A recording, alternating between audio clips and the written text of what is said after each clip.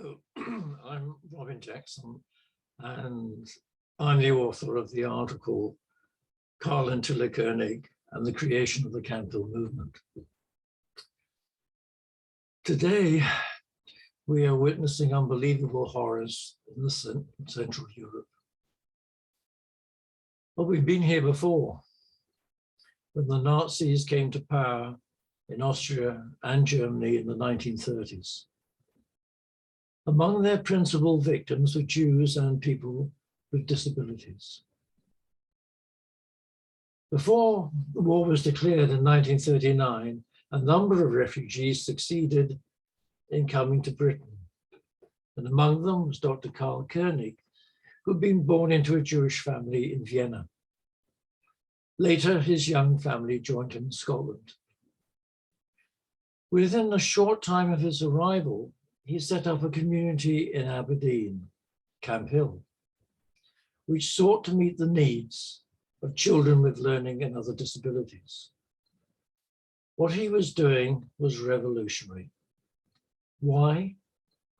Because the established professional opinion of doctors, psychologists, educationists in Britain was that children with learning disabilities were ineducable. In other words, it would be a waste of time and money to make such provision.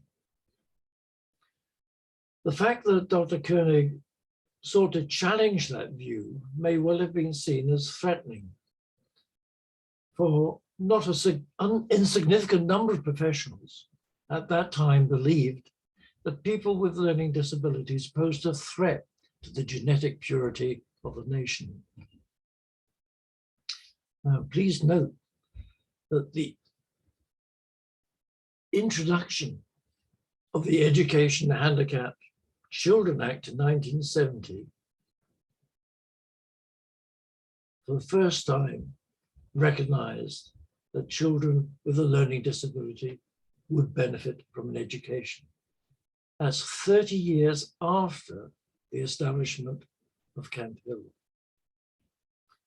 I think we need to reflect upon that fact.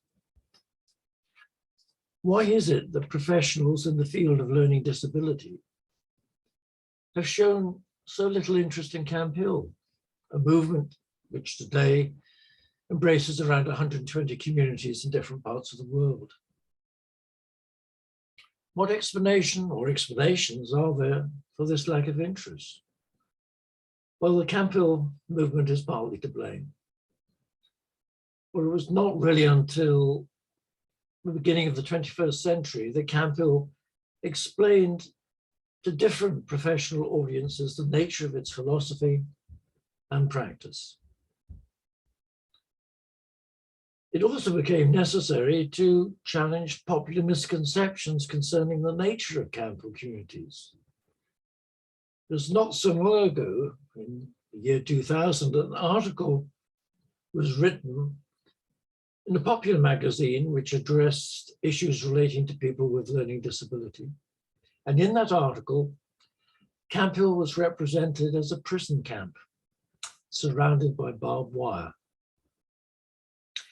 The irony here is that incarceration in such a camp would almost certainly have been the fate of Dr. Konig and his colleagues had they remained in Austria. However, one person who saw something special in Camphill was George MacLeod, the founder of the Iona community and a key reformer in the Church of Scotland. MacLeod saw in Konig someone similar to himself, someone challenging orthodoxy and outdated beliefs and practices.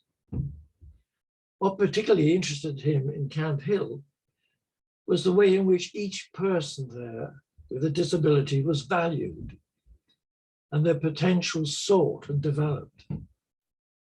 What also impressed him was Konig's concern for the natural environment and the need to take care of it and maintain its health.